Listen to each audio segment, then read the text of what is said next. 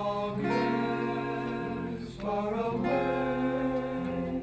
Sing then, love's ever near. Isis comes, await the day. Isis comes, await the day. Mother comes, await the day. What if you want to pray? Send all cares far away. Sing then, love's ever near. Isis comes, await the day. Isis comes, await the day. Mother comes, await the Still your heart if you want to pray. Send all cares far away. Sing then, love's ever near. Isis comes, await the day. Isis comes, await the day. Mother comes, await the day. What if you want to pray? Send all cares far away. Sing then, love's ever near.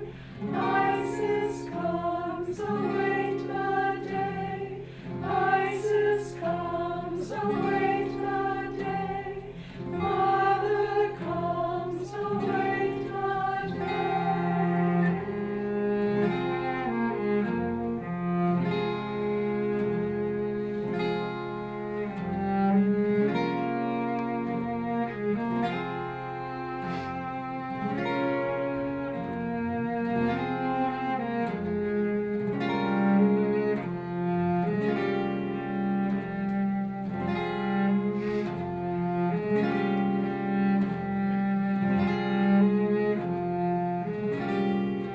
Say your soul if you want to say Your soul if you want to Say your soul if you want to say Your soul if you want to Say your soul if you want to Your soul if you want to Say your soul if you want Your soul if you Your want soul if you want Your soul if you Your want soul if you Your want soul if you want to pray.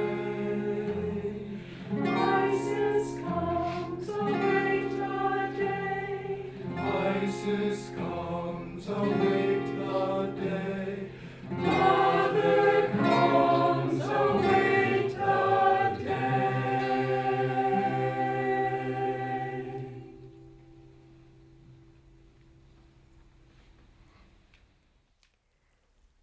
Good morning. We'd like to welcome all of you, especially our guests and visitors and those of us and those who are joining us on the internet. For those who don't know us, my name is Anandi. This is my husband Bharat. And a special welcome this morning to those who've joined us for our meditation teacher training course. I'd like to read from Rays of the One Light, which are weekly commentaries on the Bible and the Bhagavad Gita written by Swami Kriyananda. This week's reading is called Reason versus Intuition. Truth is one and eternal. Realize oneness with it in your deathless self within. The following commentary is based on the teachings of Paramahansa Yogananda. Jesus, when addressing his critics, appealed to reason and common sense. In his training of the disciples, however, he, like all great masters, encouraged in them the development of a higher faculty, soul intuition. For it is only by intuition that spiritual perceptions are achieved. In chapter 16 of the Gospel of St. Matthew, we find Jesus drawing on the intuition of his disciples by asking them who they thought he was in reality. They immediately understood that what he wanted from them was a subtle answer, not some obvious reply based on his nationality, sex, and the like. Peter it was at last who understood and answered the question on its intended level, the spiritual. "Thou art the Christ," he said, "the Son of the living God." And Jesus turned to him, saying, "Blessed art thou, Simon, son of Jonah, for not by human nature was this truth revealed to thee, but by my heavenly Father. And I tell thee this also, thou art Peter, which is to say, a rock. And upon this rock will I build my church, and never will the powers of darkness overwhelm it."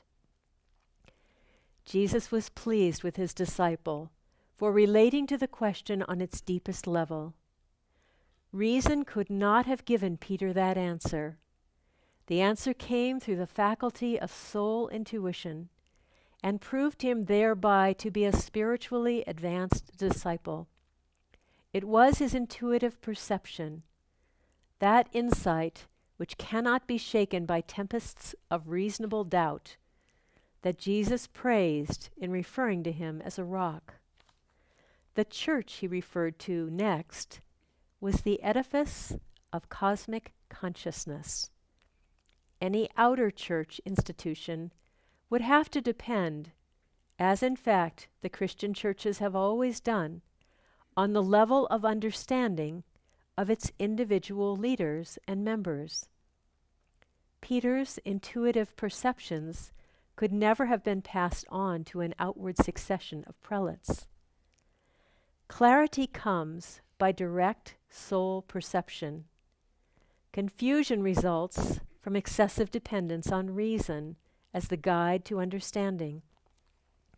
As the second chapter of the Bhagavad Gita states, when your intellect, at present confused by the diversity of teaching in the scriptures, becomes steadfast in the ecstasy of deep meditation, then you will achieve final union with God. Thus, through Holy Scripture, God has spoken to mankind. Om, Om, Om.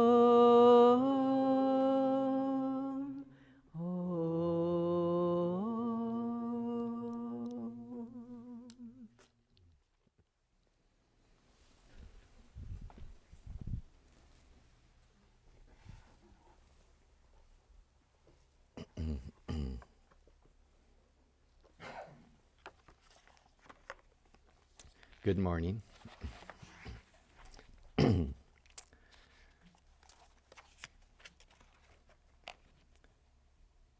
My finiteness has gone to rest, cradled in the arms of infinite perception.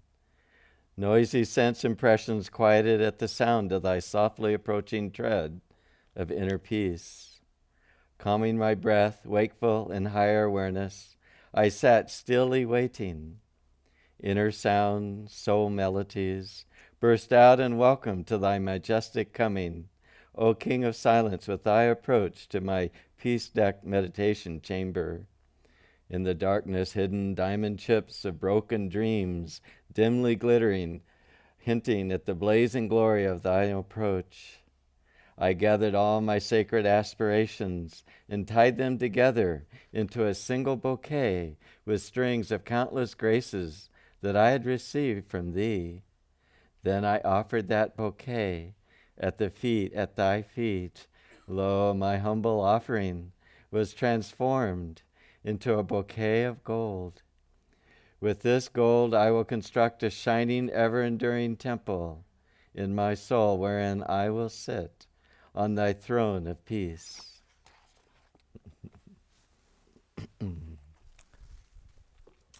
In light of our reading this week, it reminded me of an experience I had shortly after I came to Ananda. I was out traveling for one of my nature programs, and I was in Pennsylvania. And my sponsor was a fundamentalist Christian and very avid in his faith. And during our time there, he saw me praying or blessing my food like we all bless our food. And then at the very end of the program, I was sitting in his living room with him. And before my next ride had come, he said, "Joseph, come upstairs." And so I was curious what he wanted and why we had to go upstairs. And so we walked upstairs into his office, and then immediately he started praying to Jesus Christ and asking a special dispensation for me, because he said that Joseph, obviously, that's my English name, Joseph obviously loves God, and could you make an exception? And even though he's not a Christian, could you let him into heaven? And I was really charmed by that prayer. You know, we all need all the help we can get. As the disciples ceremony says, you know, we realize we need help. And but I just thinking about, you know, it's the intellect that stays with the familiar, and sort of files things away in terms of its present understanding. But it's only the heart that understands new truths and that discovers new territory. And he was just, it was his heart that was wanting to be expansive and change the way his intellect saw things. And Swamiji had a very telling experience shortly after he came with Paramahansa Yogananda in the ashram there in Los Angeles. It was just at the time when Yogananda realized that they weren't going to be able to start a householder community in Encinitas. And so the word was to organize, you know, more along monastic lines. And there was a bunch of young men. Most of you know this story, but it's very telling to this week's reading, because they were told to organize, and somehow these young fellows thought that it was up to them to organize everything. And they were first started with discussion and then complaints. And they drew Swami in, and Swami had been signaled out by Master as someone of influence, even though he has just arrived. And finally, they call themselves the organizing committee, and finally they got Swami to go in and to talk to one of the board of directors and said, "This isn't right, you're obstructing Master's will." And afterwards, Master called him in, and he said, "You young hotheads, and you are just a do-nothing committee." And he was just looking at Swami the whole time, and Swami felt like, this isn't fair. I wasn't even really a part of this.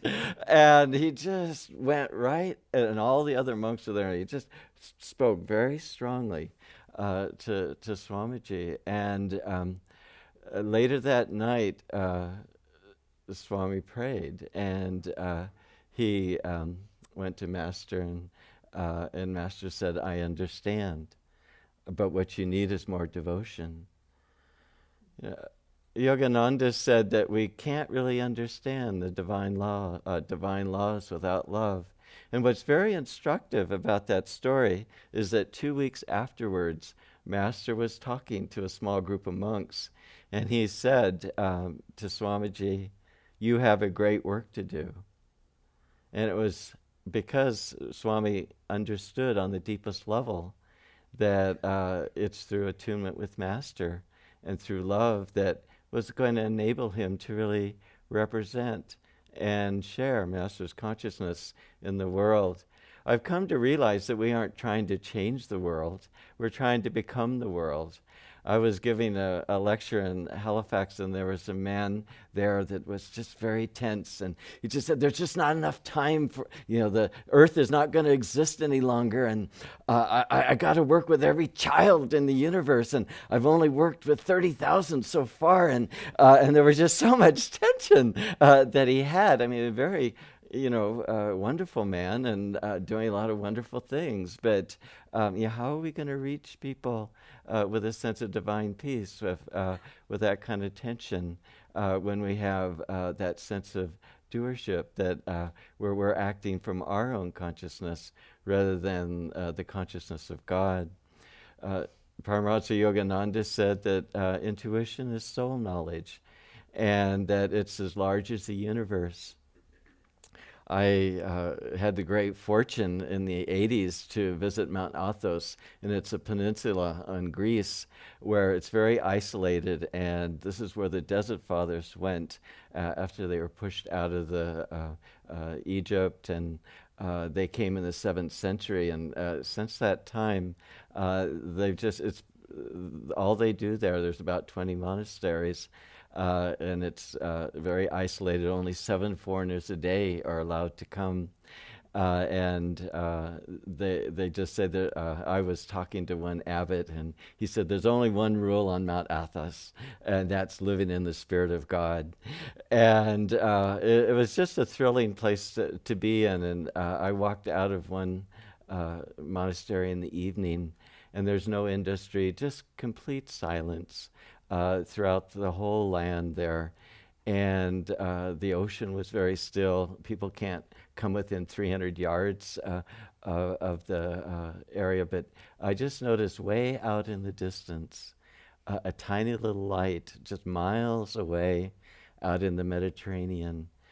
And it was so poignant, and I thought, this is like in deep meditation, when we experience a reality so vast, and we're just, that sense of I-ness is just such a tiny speck of being, but everything else is just so vast. Yogananda said that it's only through intuition that we see reality in its totality. And it's that sense that what we're trying to tune into, and what we're trying to be a channel for, not from our own thinking and our own mind, but that vastness which we are a child of, that we're a part of, that one great reality. But we have choices. We can choose to be big, or we can choose to be small. There's a beautiful story of a king, and he had invited all the subjects of the land to come. And once everyone was gathered, he looked at everyone and said, you can choose one thing from my palace and the grounds, and take it, and you can have it. And so immediately everybody got up, and they were just running all over looking for the best thing to take. And somebody ran out to the king's prize horses, and others into the area where there were beautiful tapestries, and people were running around. And the king looked at this little girl that was just still sitting by the king's side, and he said to her, you need to choose something. And she said, I've already chosen it. Well, what is it? And she just smiled. And meanwhile, everybody was carrying home the object that they had gathered from the palace and took it into their little peasant hut. And the king was just sort of struck by the little girl that hadn't moved at all. And then he said, well, what did you have? I can't see it. And again, she smiled, and then she grabbed the king's hand and put it into both of her hands and said, I choose you, and I want to take you home. Well, that girl never left the palace. She stayed there. And we have the choice. We can choose the toys of life, but Master said that our reality is only as big as that desire that we have, or we can just choose all of reality, which we are born and a part of. There's a great Christian saint, Swami Kriyananda had met him. His name is Frank Laubach, and Catherine's actually parents had met him too. They were young missionaries. They were off training to go to China, and Frank Laubach was just kept practice the presence of God all the time. And they, as young missionaries, they said, would you say a prayer? Well, most people, if you ask them to say a prayer, they start at the beginning, don't they? Well, Frank Laubach just had a constant stream of prayer going on. And so he just started midstream and just started verbalizing it out loud, and then just continued his prayer. And then it seemed like enough time had passed. And so then he just stopped speaking out loud, and then his interior prayer just kept on going. Well, Frank Laubach realized that he was a missionary and involved in trying to get Protestant ministries to mention God in their service. And so he sort of knew that how modern life is very challenging, and how people get sort of absorbed. And he figured out that Christians, sincere Christians, only think of God about 10 minutes out of every week. And he said that selfishness and hate and they have about 1,000 more times thoughts going their way than the thought of Christ. And so he wanted to change that. And he had a delightful sense in everything that he did. So he created the game with minutes. And in this game, you were, to every minute, you were trying to think of God for at least 1 second. And so he would challenge people to do that, and said to choose a favorable hour and begin that way. And he said, this wonderful practice, after 1 month, you'll see a tremendous change in your life. And after 6 months, your life will be rich. And then after 10 years, it becomes glorious. And he gave a lot of creative ways in order that you could do that. He said that if you were walking on the street, some people walk just to the side so that their unseen friend can be walking with them. And then just say a prayer for each person that comes by. And you can ask your unseen friend, what should we pray together for that person? Also, he said in reading a book, you can read the book to Christ. He said, if you've never read a letter to Jesus, you've missed out on one of life's sweetest pleasures. And then even thinking, instead of talking to yourself, talk to Christ. He said people that do find that they don't want to try to think on their own anymore. They're no way as effective. And he went on and on with different things that people could do. He said that one player of the game, whenever he would pick up the phone, he would say to himself, a child of God is going to be speaking to me. And so in every aspect of life, he and the others that were doing this activity, they were thinking of Christ all the time. And he said, the final thing he said, put a picture right before while you go to sleep, so that Christ is the last thing that you see. And he said sometimes, he said we, but I'm sure it was his own personal experience, we go to sleep with our pillow just soaked with tears of joy from just staying in the consciousness. He said he was able to just think of Christ 90% of his life, just all the time. And we know that it's through attunement with the Guru that the Guru introduces us to that great vast reality. And so it's keeping that consciousness constantly in our lives. Laubach Riley said that, if you are using some kind of stale devotion and are kind of weary of it, you can be sure God is weary of it too. So he was encouraged people to do it in a fresh way and not look at the clock, but look at Christ. There's a Persian mystic that said, why do all the saints say the same truth? Why do they? And then that mystic smiled and he said, that's because they're all listening to Om. And Paramahansa Yogananda, he said that in the cosmic vibration, wonderful realizations and intuitions come to you. and that Om is always singing, as one student of the Ananda lessons said, that all I have to do is remember to listen. Well, Master has said that he's the nearest of the near and the dearest of the dear, and he's there always in our heart, and all we have to do is to turn inwards. We know, many of us know the story of the Kriyaban, who was an alcoholic, and he would do his kriyas with a bottle of whiskey in one hand and his mala beads in the other. And then finally one day the joy of kriya became so strong that he threw that bottle of whiskey away. Well, Swamiji said also, that man said to him sort of shyly, he said that, I do work in a factory, and the sound of Om is so loud that it drowns out the plant machinery. It's so strong. And so he was able to just put things aside to experience that divine reality. And that's all we have to do, is just keep putting things aside. And again, as we have that choice, we can be big or we can be little. And so in this reading today, it talks about soul perception. We realize who we truly are through our guru-given techniques of meditation, our service, our seeing God in each other. God bless you all.